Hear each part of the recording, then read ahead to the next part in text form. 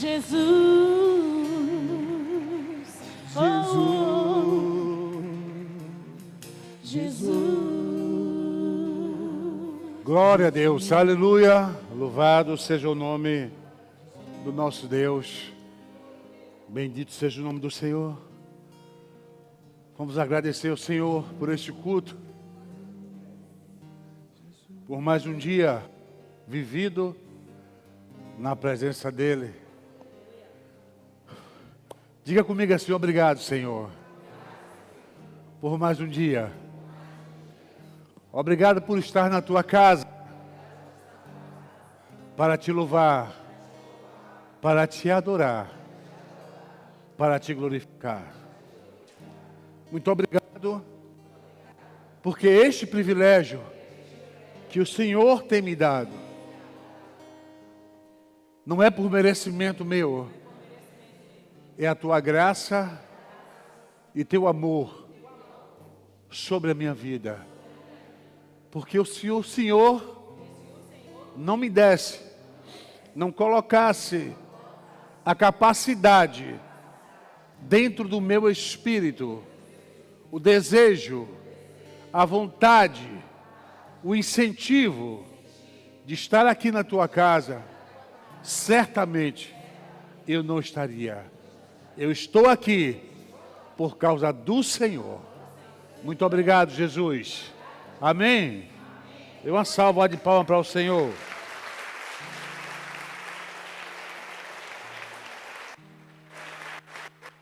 Até que nos vê, né, pelas redes sociais, aí pelo YouTube, seja bem-vindo. Culto hoje é culto de ceia, nós vamos pregar.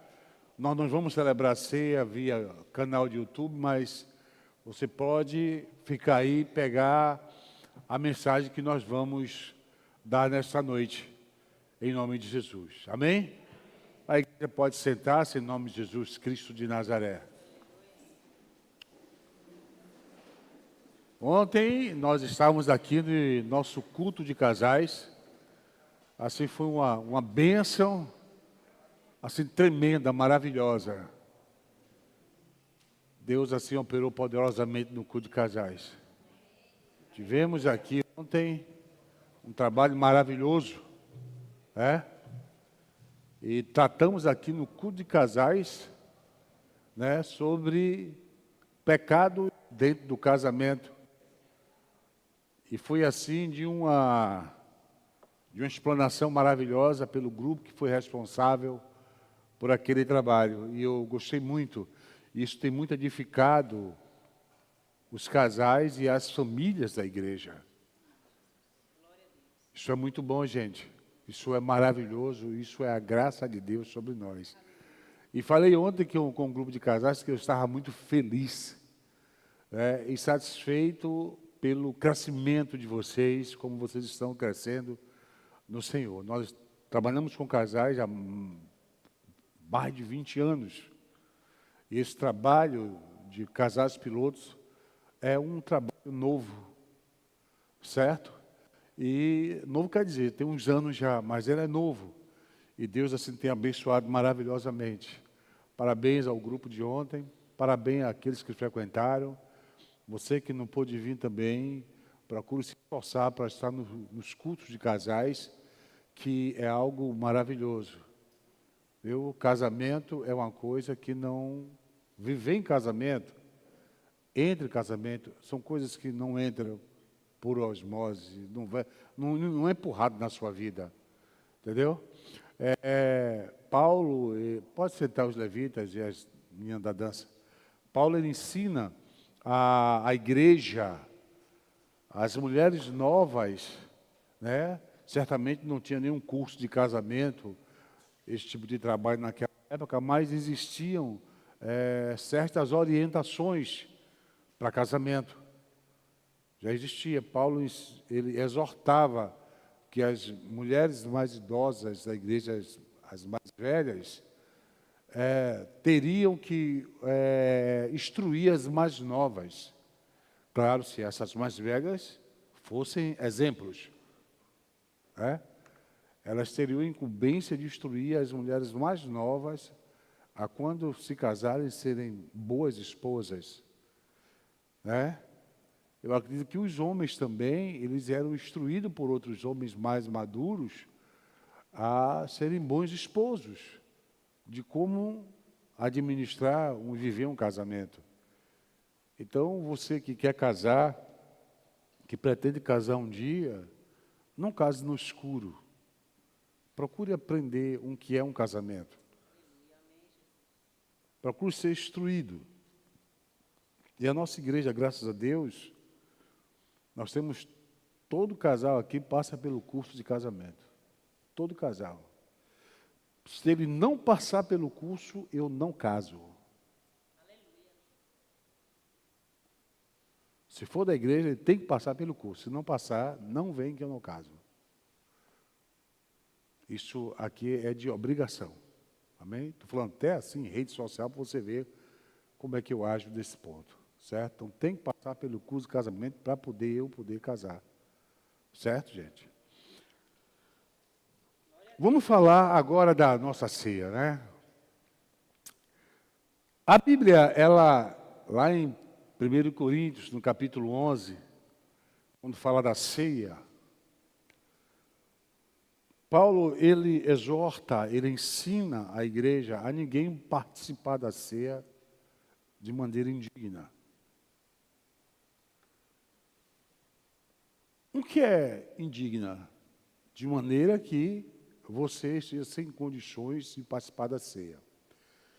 Eu sei que tem muitas igrejas que faz sua ceia, programam suas ceias, e muitas vezes todo mundo que chega naquele dia participa da ceia. Não importa se ele é crente, se ele não é crente, se ele é convertido novo ou não, não importa.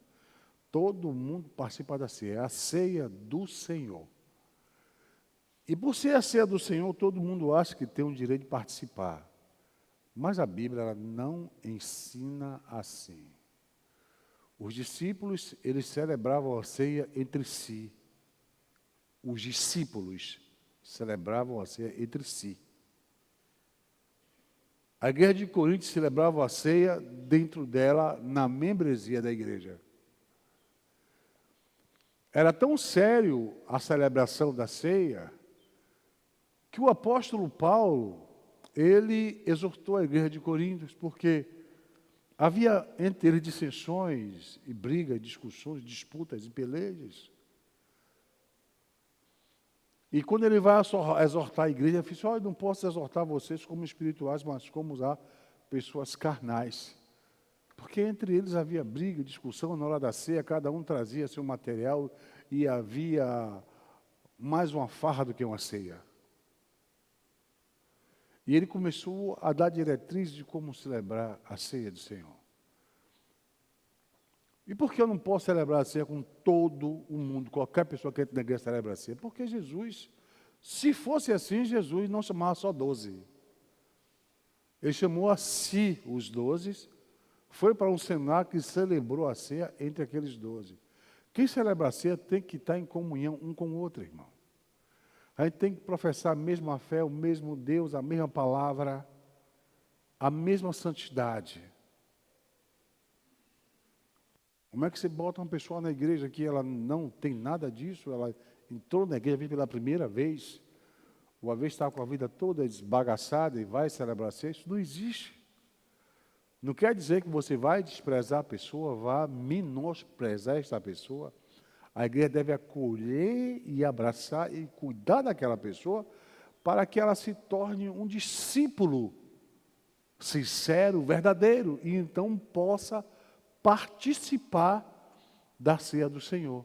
Porque a ceia é participar do corpo e do sangue de Jesus. Se a pessoa não tem parte no corpo e do sangue de Jesus, como é que ela pode participar da ceia? Não, mas se eu tomar, eu tomo parte. Não, não é parte, não é isso. A parte é você ter Jesus na sua vida e você ser lavado e remido pelo sangue de Jesus. Quer dizer o quê? Que eu já tenho que ter aceitado Jesus e estar vivendo em Cristo. Aí eu estou participando do corpo e do sangue de Jesus espiritualmente, para que eu possa celebrar isso fisicamente, que é a ceia física, que a gente faz aqui, é o pão e o suco de uva. Então não é qualquer pessoa que participa.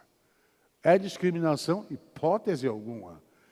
Ah, bicho, mas eu quero celebrar a ceia. Venha, se converta, seja discipulado, se batize, ande certo com Jesus. Ah, eu não quero. Você quer um privilégio, você quer um direito, mas você não quer o dever. Não pode. Primeiro Jesus. Existe uma ordem. Primeiro Cristo na sua vida. Quando Cristo entrar na sua vida, que você começar a viver Cristo, não se preocupe, o próprio Cristo, você vai sentir isso na sua vida, a sua vida diferente. Então não pode ser de qualquer maneira. Então a gente não imita os outros, certo? Então a Bíblia diz que nós devemos ser santo. Diga santo. Santo, diga. A Bíblia diz que nós devemos ter a santidade como um alvo em nossas vidas. Mas a gente pergunta, mas o que é ser santo, né? Isso é uma pergunta, porque a noção que você tem de santo por aí é aquela noção de você estar em pé no lugar com o negócio da sua cabeça, ou você ser super mega valorizado como uma pessoa diferente, uma pessoa que anda cabisbaixo, com a fala mansa. Santidade não é nada disso. A palavra santo significa separado. Separado. O próprio nome igreja, a igreja, significa aqueles que foram tirados para fora do mundo e servir a Deus. Você foi tirado do mundo. Você foi arrancado do mundo. Quando isso, bispo? A Bíblia diz que nós estávamos debaixo de um jugo satânico. E Jesus Cristo, Ele nos libertou do império das trevas. E nos transportou para o reino do Filho do seu amor. Então Jesus tirou você daqui e trouxe para aqui. Tirou você do império das trevas e transportou você para o reino da luz. Você está entendendo? Onde é o império das trevas? Onde é que esse reino? O mundo. Jesus disse que o mundo jaz no maligno, o mundo está morto no diabo. Jesus disse, o príncipe deste século é Satanás. Você sabia disso? Por isso, quando ele estava na frente de Pilatos, ele disse, o meu reino não é deste mundo. Se meu reino fosse deste mundo, os meus servos lutariam por ele, que são os anjos. Mas meu reino não é deste mundo. Por quê? O rei desse mundo, o príncipe deste mundo chama-se Satanás, que tem tempo contado, né? De reinado aqui na terra, né? De principado aqui. Tem tempo contado. O tempo dele já está contado já e vai terminar um dia. Mas, por enquanto, ele ainda é o príncipe deste mundo. Então, o mundo já não é maligno. Aqui é o império das trevas. Então, quando você é tirado do mundo, você saiu do império das trevas. E você é transportado para o reino do Filho, do amor de Deus, que é o reino de Deus aqui na terra. E Jesus disse, arrependeu-vos porque é chegado o reino de Deus. O reino de Deus está aqui na terra. Trabalhando, resgatando pessoas, salvando, libertando, curando, transformando pessoas. O reino de Deus. Esse ato de tirar você para cá, esse ato chama separação. Tornar você santo. Você é separado para Deus. Existe alguma dificuldade de entender isso? Não. Amém? E não diz que você é perfeito, diz que você é separado. Entenda isso. Nosso Deus, Ele é chamado de santo. Deus é santo. E esse Deus santo, Ele exige de mim e de você santidade.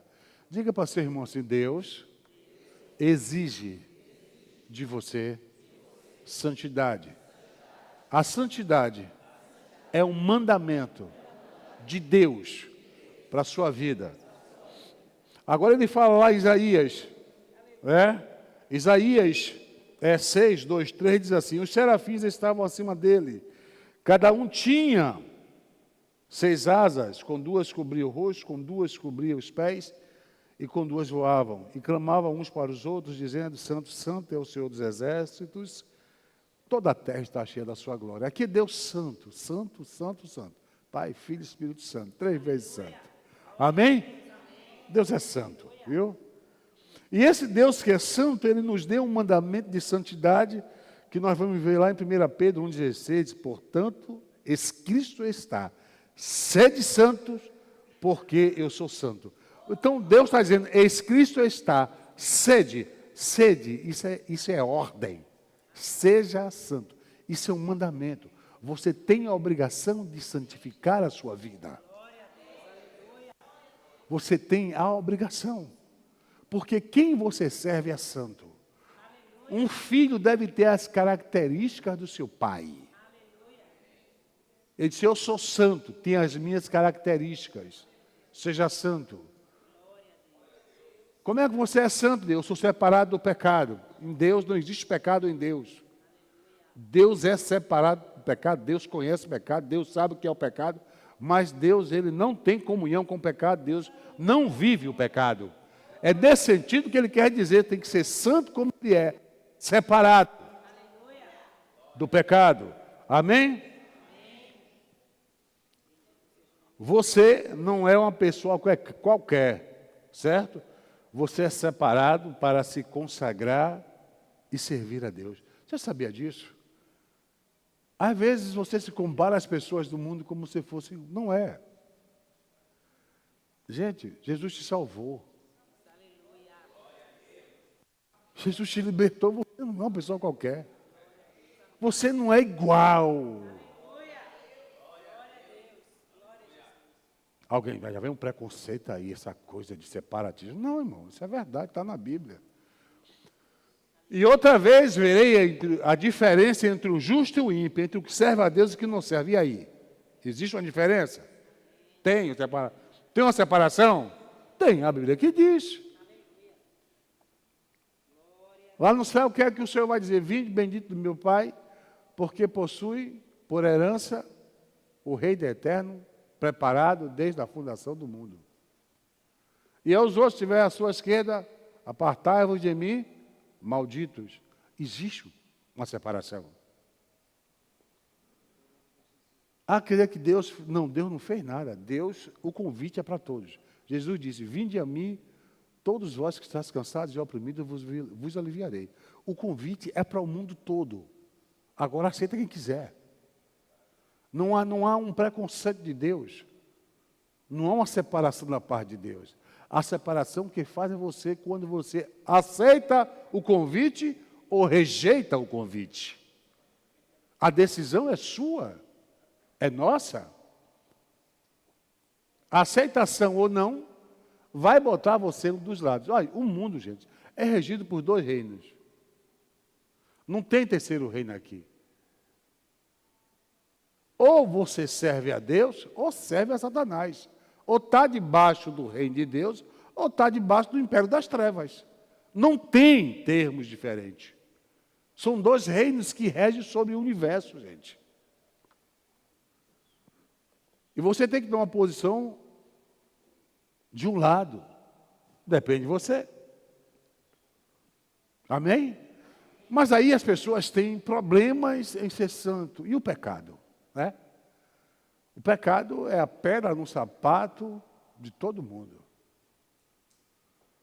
Mas você não sabe que Jesus, Ele derrotou o pecado na cruz? Aleluia, glória a Deus. O pecado, ele não é nenhum empecilho. Aí você fica calado. Parece um contraste do que acontece na sua vida, do que eu estou falando. Não. A realidade é que Jesus derrotou o pecado na cruz. E com Jesus você se tornou maior do que o pecado. Você é maior do que o pecado. Olha que Romanos 6,14 diz assim, ó, porque o pecado não terá domínio sobre vós. pois você não está debaixo da lei, mas debaixo da graça. A graça de Deus colocou em você uma capacidade para você vencer o pecado. Ela trouxe uma capacidade, ela trouxe uma habilidade através do Espírito de Deus na sua vida para você vencer o pecado.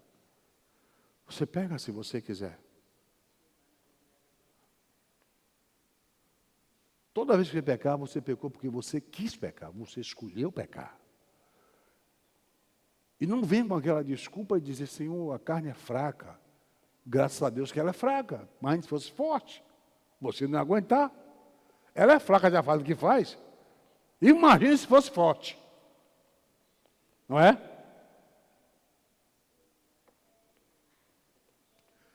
Você pode vencer o pecado, meu irmão, e levar uma vida de santidade. Não tem nenhum problema com isso.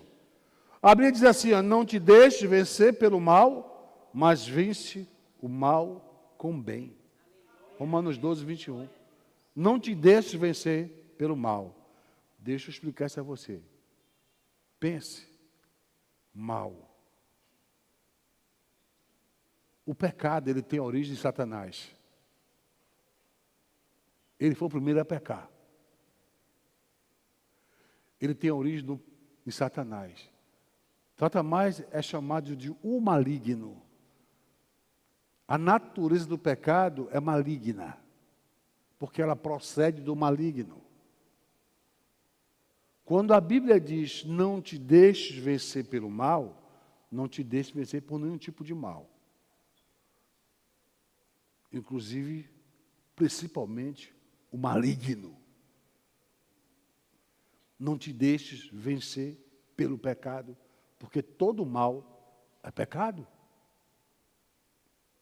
Todo mal é pecado. E a Bíblia diz, não te deixes. Não diz que Deus não vai deixar o pecado te vencer. Diz isso? Não, diz, você pode não se deixar vencer pelo pecado. Diga assim, eu tenho a força. Eu tenho a força de Deus na minha vida. Diga, eu tenho a força. Eu tenho a força de Deus na minha vida. Eu posso vencer o pecado. Eu posso derrotar o pecado. Eu vou derrotar o pecado.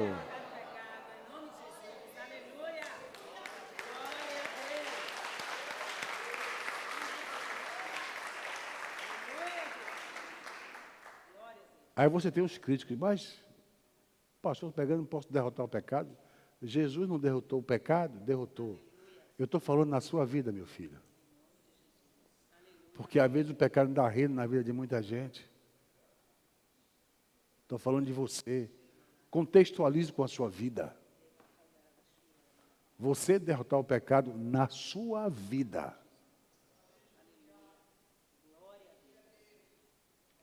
Certo? Não te deixes vencer pelo mal, mas vence com o bem. Pratique o bem. Você pode cometer pecado de duas maneiras. Você pode cometer o pecado cometendo, e você pode cometer o pecado não cometendo, não praticando. Olhe bem, como é isso? É negócio estranho, né? Você pode praticar uma coisa que é errada e ser pecado. E você pode pecar não fazendo algo, omissão. Você pode pecar por omissão. Quem sabe fazer o bem e não faz, comete, olha, ao silêncio. Quem sabe, diga assim, quem sabe fazer o bem, fazer o certo, fazer o correto, de acordo com a Escritura e o caráter de Deus. Quem sabe fazer o certo, sabe o que é o certo e não faz, está pecando. E essa é a visão que não se tem.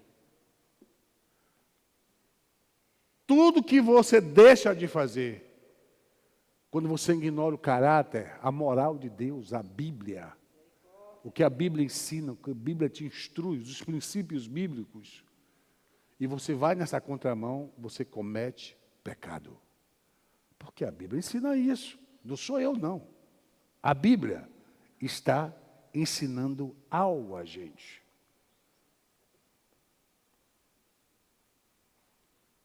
Então, essa vida cristã que nós levamos, ela não é tão fácil como você pensa que é.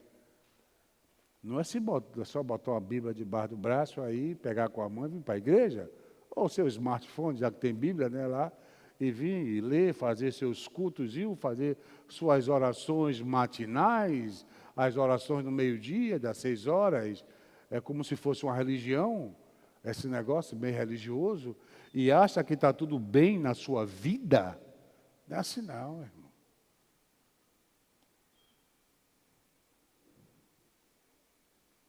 Viver com Deus está muito além disso, gente. Ser crente está muito além disso.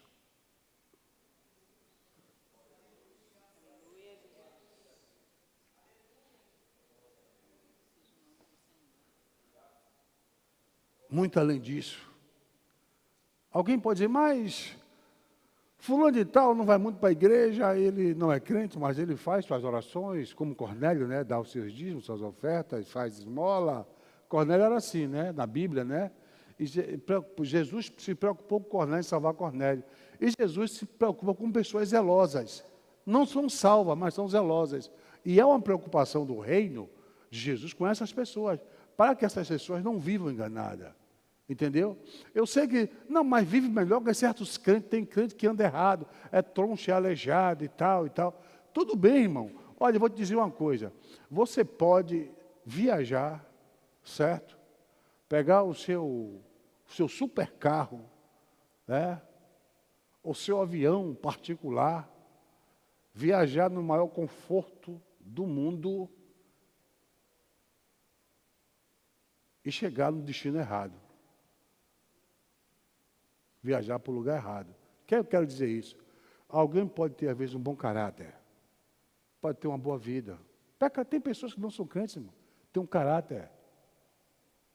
Um bom caráter, uma boa palavra, uma boa vida, um coração calmo e tal. Mas só que ele está andando para a direção errada. A salvação não é isso. Entendeu? É o carro luxuoso dele, bonito, bom, maravilhoso. Ele está em direção, viajando bem, bom caráter, tranquilo, mas está indo para o lugar errado. Ele vai chegar, mas vai chegar no lugar errado. Alguém pode estar com o seu carro quebrado, todo destruído, toda hora quebra, conserta, mas está indo para o lugar certo. É o crente, está errando, está falhando, Deus me perdoe, tenha misericórdia de mim, e se levanta, Senhor, tenha misericórdia de mim, que tem um pecado diante do Senhor, e vai se levantando. E o Espírito Santo de Deus vai ajudando, sabe? Ele chega lá. Mesmo é o carro todo quebrado, todo estrupiado, mas com a ajuda de Deus ele chega, porque não é o carro, é que ele está indo para a direção certa. A direção certa é Cristo. É o que Ele estabeleceu. Amém? Não te deixes vencer pelo mal, mas vence o mal com o bem. Paulo não fala isso? Depois de fazer tudo, ficar firme, resistir no dia mal. E Paulo manda a gente resistir aonde? No dia o quê? Mal. O dia mal, que dia mal é esse? Que o dia que o maligno vai trabalhar. E qual é o dia que é mal? Jesus disse, não lembra não? Todos os dias. Hoje é mal, amanhã é mal, tudo é mal. Tudo. Hoje é mal, amanhã também, e depois também, e daqui a um ano um mal. Porque Jesus disse o quê? Basta cada dia o seu mal. Ele não diz cada dia o seu bem. Ele disse o seu mal.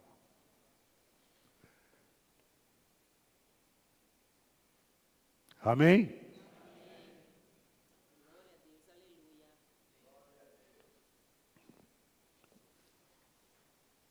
Não te deixes vencer pelo mal, mas vence o mal com o bem. Deslizes, falhas, infortúnio, aconteceu uma coisa, são desculpas, são as famosas desculpas das pessoas para com o pecado. Hoje em dia, até muitos autores estudiosos da atualidade já tem coisas que não consideram mais pecado. Em algum lugar do mundo, adultério não é mais pecado, a fornicação não é mais pecado. Então tem coisas que o mundo está liberando que não é mais pecado. Eu não sei qual é o caso, né? Engraçado que Deus não liberou nada, os homens ficam liberando como se tivesse, detesse aqui na terra o poder, a autoridade de Deus, estabelecer o que é o que não é pecado. Eu sei de uma coisa, Jesus, ele diz que aquele novo sangue que ele derramou foi o sangue do Novo Testamento, da Nova Aliança. O sangue que é derramado pelos nossos pecados. Ele não falou deslizes, ele não falou falhas. Jesus, Deus, nunca usou essas palavras. Deus usava pecado, iniquidade, transgressão. As palavras para mostrar o nível de malignidade que o pecado representa. Quando você fala um deslize, quando você fala uma falha, você está minimizando a coisa. Não, ele só fez uma falha, foi uma pequena falha, foi uma leve falha. Eva, ela fez uma leve falha, só fez conversar com o diabo e comer de um fruto. Foi uma leve falha. Adão cometeu uma leve falha, não foi?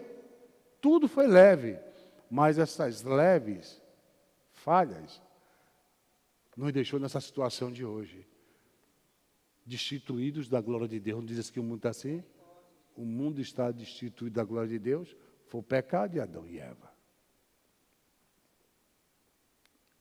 Então, não são desculpas. Deixa de dar desculpa. Você, quando peca, você tem que dizer e reconhecer o pecado que você cometeu. O pecado tem nome, irmão. Eu cometi uma falha, irmão. Não, irmão, você cometeu um pecado. E não vá para Deus com essa cara que não vai adiantar. Ou você... E uma coisa interessante, quando você errar, não tenta esconder, vai para Deus, conversa com Ele, mostra como foi, diz como foi. Diz como foi. Se você esconder, não vai adiantar. Você já viu aquele negócio que vem com papo? Hoje na gíria, o cara vem com a conversa, cara, não estou comendo nada. Não vá para Deus assim, não vai engolir sua conversa. Seja sincero com Deus. Abra o coração, porque se você não abrir, Ele pode te envergonhar. Não, conta a verdade, tu não fez isso. Fez isso. Deus mostra, Deus diz. Não para te envergonhar, mas para te restaurar. Deus quer restaurar nossas vidas. É por isso que muitas vezes Ele nos expõe. Amém? E muitas vezes, gente, a gente se acostuma com o pecado fica o pecado doméstico, o pecado de criação. Você bota a coleirinha no pecado, para onde você vai, o pecado vai. E aqui é meu pecadinho, como se fosse um cachorrinho, um gatinho, um bicho de estimação. Se acostuma tanto que você não consegue mais achar que ele é um pecado. Fica a estimação. Um dia ouvi um texto de um livro onde o sujeito pegou, estava chovendo muito, e ele achou uma cobra na rua, toda encolhida assim no canto, chovendo, com muito frio. Ele pegou aquela cobra em um pano, assim, tirou o casaco dele, botou a cobra, levou. A cobra se encolheu ali, ficou tranquila, fez nada com ele. Levou para casa a cobra, botou assim, aí acendeu a lareira, botou a cobra lá pertinho, a cobra se aqueceu, depois de aquecida. Quando ele passou o bucho da cobra, chap, deu bote, ele tirou. Ele não conseguiu mordê-lo, mas ele, sujeita, você quer me matar? É. Aí pegou um pauzinho, e matou a cobra. Olhe bem, pecado você não pode guardar como um bichinho de estimação. Porque um dia ele vai morder você, ele vai envenenar você, e você vai se acabar. Então procure fazer o que João diz. Na epístola de 1 João diz o quê? Que se nós confessarmos os nossos pecados, Ele é fiel e justo para nos purificar de todo pecado. Não é? Perdoar os pecados e nos purificar de toda injustiça. Ele não só perdoa, mas purifica também. Perdoa uma coisa, purificar é outra. Ele tira a mancha que o pecado deixa. Mas você tem que ir até ele, você tem que dar nome ao pecado, tem que ser sincero com Deus, seja sincero. O verdadeiro crente é sincero. Não há crente que não peque, porque a Bíblia diz que não há homem que não peque. Mas Deus já proveu um meio através de Jesus Cristo para quando você cair nesse erro, você ir confessar o seu pecado e você ir buscar a santidade diante de Deus, a se separar do pecado. A Bíblia diz que, lá em Romanos capítulo 8, versículo 1, portanto, agora nenhuma condenação há para os que estão em Cristo Jesus, que não anda segundo a carne, mas segundo o Espírito. Então, não há condenação para os que estão em Cristo Jesus. Quem são essas pessoas? Os que não andam segundo o pecado, que não andam segundo a carne, mas segundo o Espírito. Não há condenação. Não diz que não há fracasso, de vez em quando a pessoa não erre. Não diz que não há decepções. Entendeu? Não diz que há deslizes. Vai haver. O que não vai haver é condenação. O crente sincero, ainda que ele erre, ainda que ele peque diante de Deus, se ele for sincero, buscar Deus, se arrepender, confessar o seu pecado, e se você pecou contra alguém, vai aquela pessoa e confessa o pecado a ele. Confessar os vossos pecados uns aos outros, para que sareis. É assim que se busca a santidade. Santidade se busca se afastando do pecado e se consagrando a Deus. Porque a gente que se afasta do pecado, mas não se consagra a Deus, cai de novo no pecado. Pastor, eu fiquei tanto tempo sem cometer esse pecado e caí de novo. Por quê? Porque você se afastou do pecado, mas você não se consagrou a Deus. Lembra de uma coisa, pecado é um agente espiritual. O pecado é poderoso, ele é forte. Quem é maior do que Jesus? A gente é maior porque Jesus está em nossa vida. Só por isso. Não é por nós mesmos, certo? Mas o pecado é um agente espiritual e poderoso. O pecado estragou o mundo e o universo. Então o poder dele é muito grande. Então você só pode enfrentar o pecado com um agente espiritual maior do que ele.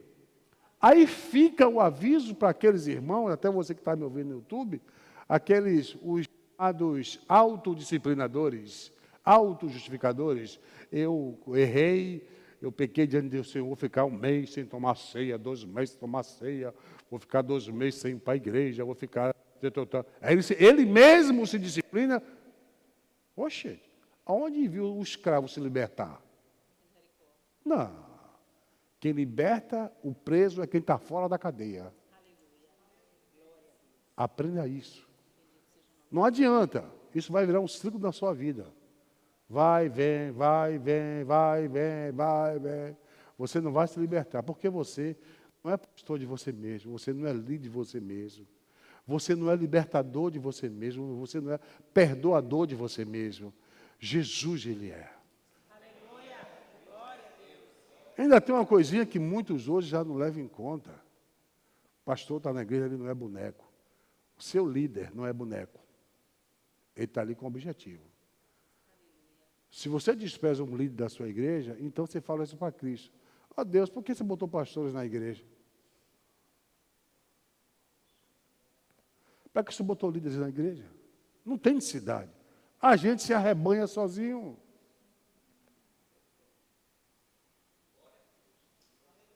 Está entendendo? Você se arrebanha sozinho. Você tem grupos assim que são pastores de si mesmos, mas a Bíblia não ensina isso. Entenda. A Bíblia não ensina. A Bíblia deu profetas, pastores, mestres, doutores, evangelistas, apóstolos, homens com dons específicos, e mulheres também, para que levasse a igreja de Deus à estatura de varão perfeito. Então, a igreja, ela tem uma ordem ministerial de cima, estabelecida por Cristo, para poder edificar a igreja, santificar a igreja. E você não pode viver alheio a isso se você, sozinho, você estabelece o seu autopastorado, a sua alta vida espiritual. Eu digo a você que você está fora do corpo de Cristo. Porque é corpo. É unidade. Procure ajuda das pessoas na igreja. Procure um líder, seu pastor, vá conversar com ele. Pode te ajudar em muita coisa. Pode te ajudar. Porque isso que você está guardando no coração, você vai viver isso hoje, vai viver amanhã, depois e depois. Tu vai ficar velho na igreja, isso não vai se libertar. Sabe por quê? Eu vou dizer uma coisa. Quando você compra um remédio, tem prazo de validade. Você compra uma lata de leite, tem prazo de validade. Você constrói um prédio, tem um prazo de validade. Uma construção tem prazo de validade. Eu sou eletrotécnico. Uma instalação elétrica tem um prazo de validade. Cada um maior que o outro, 30, 20 anos, deve ser mais de 100 anos. Mas cada um tem um prazo de validade até fazer reforma. Mas pecado não tem prazo de validade. Não tem. Ele está ali todo o tempo. Ele vai atormentar em todo o tempo, até que você abra a boca desse simples ato. Confesse, fala, conversa com alguém, conversa com Deus. Você tentou conversar, não se libertou. Vá conversar com o seu líder, conversar com o pastor. Me ajude, ore por mim aqui, para que ele me liberte disso aqui. Para você se ver livre, não carregue esse jugo. Deus não quer isso para você. Deus não quer isso para você. Ele diz, lançai toda a vossa ansiedade sobre ele. É para isso que Deus estabeleceu pessoas na igreja, líderes, pessoas que podem te ouvir, pessoas que podem aconselhar você, pessoas que podem orar junto com você. Eu oro por pessoas que, pastor, estou assim, vamos orar junto aqui para Deus fazer obra na sua vida, vamos orar junto, não é condenar, ninguém aqui é juiz, nem carrasco. O sangue de Jesus Cristo nos purifica de todo pecado, amém? Aí, pastor, então, porque as pessoas pegam a automatização da palavra e dizem, não, o sangue de Jesus purifica todo pecado. Se eu confesso o meu pecado, Jesus o perdoa. Mas você já viu escrito dizer assim, aquele que confessa e deixa, alcançará misericórdia. Olha o futuro, alcançará misericórdia. Porque se você não faz isso, seu pecado torna-se um ciclo vicioso. Cai, levanta, cai, levanta, cai, levanta, cai, levanta. E Deus não quer isso para você. Deus quer o melhor, Deus quer a santidade para você. Eu sei que você não quer isso, mas por você não saber lidar com isso, você erra muito. E ajuda. Procure ajuda espiritual. Olha, mas não faça cal, rouba ou não. Não procure ajuda das pessoas que estão no seu top. Procure ajuda de gente madura, que está lá em cima, que tem vida com Deus. Que vai saber lidar com a situação. Amém? Deus abençoe. Nenhuma condenação há para que eu estou em Cristo Jesus, né? Aleluia, né? Então a gente tem que ter cuidado com as desculpas, né? Cuidado com esse inimigo, né? Silencioso. Assim, mas pai, bicho, mas eu quero me santificar. Como é que eu posso me santificar, né? Eu vou pregar sobre isso. Estou pregando sobre isso domingo de manhã. Comecei hoje, certo? Hoje eu já falei, estou falando sobre convicção da salvação, certo? Coisas que vai você fazer você entender que você é uma pessoa salva. Você crê, testemunhos externos e internos que você é uma pessoa salva, certo? Mas para você receber isso, você tem que vir para a igreja. Eu só vou ensinar.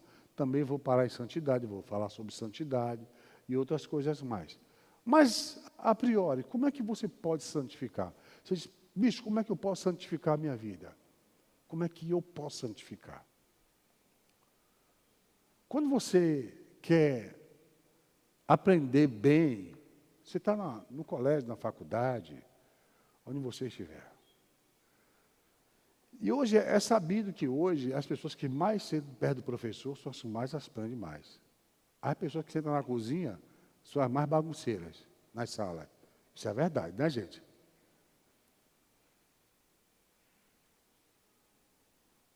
Paulo, ele era discípulo de Gamaliel.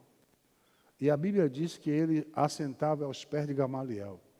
Como Gamaliel, doutor da lei, um tipo de um filósofo judeu.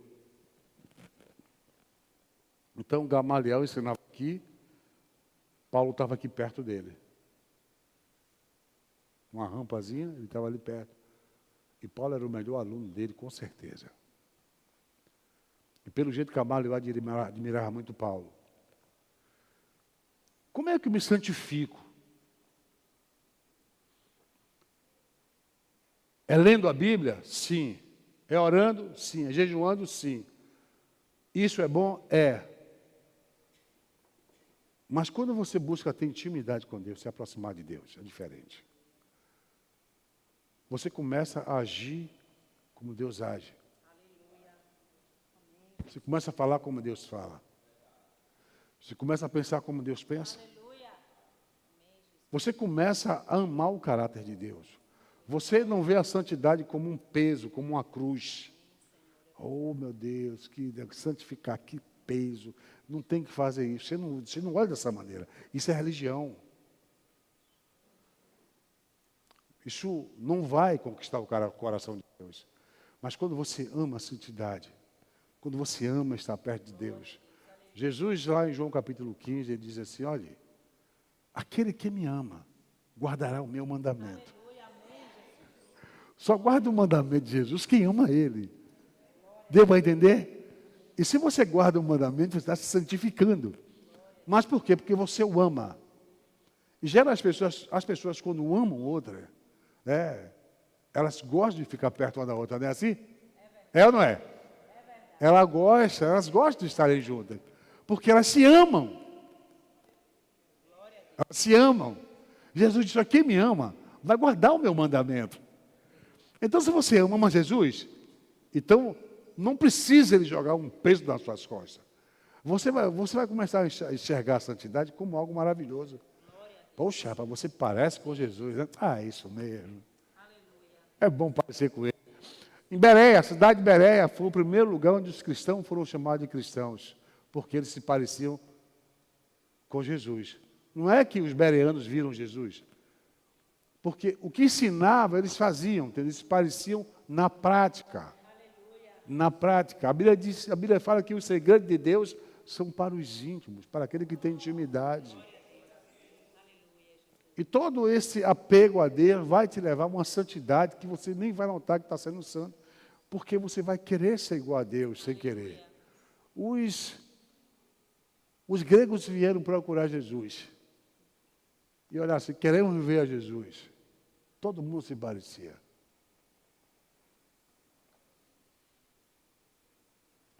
Você lembra de Pedro, quando estava sendo arguído ali na porta do sumo sacerdote? Você é um deles. Eu não sou. A tua palavra te condena, você é igualzinho a ele. Porque cada intimidade que ele tinha, Pedro tinha uma intimidade com Cristo. Naquele momento ficou com medo, ele negou Jesus. Ele negou Jesus, mas ele não pôde esconder que ele parecia com Jesus. Que ele era um íntimo de Jesus. Que ele tinha moral com Jesus. Ele não pôde esconder.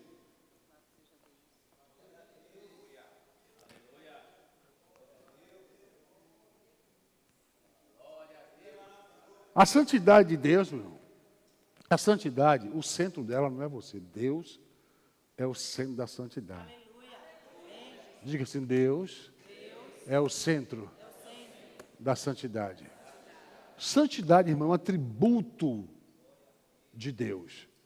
Ele é um atributo que não é absoluto. Por quê? Se ele manda você santo, seja santo como eu sou santo, então não é um atributo absolutamente só dele, especificamente só dele. Então você pode ser santo. Mas Deus não diz assim, seja onipotente como eu sou, disse? Não, porque a onipotência é o atributo absolutamente dele. Mas a santidade não. Você pode ser santo. Se você chegar a Deus, você pode a cada dia separar do pecado. Você tem que ter como origem a fonte da santidade de Deus, o centro da santidade. Não é Deus trazer Deus para si. Vou ser santo, trazer Deus para mim, não. Eu vou até Deus. Aleluia. Glória a Deus. Pastor, eu não consigo ter santo. Não consigo, eu luto ter uma vida de santidade, eu não consigo ser santo. Onde é que está Deus em tudo isso, meu bispo? No mesmo lugar onde você deixou. No mesmo lugar, está lá esperando por você. Quando você chegar a Ele, diz, chegai-vos a mim.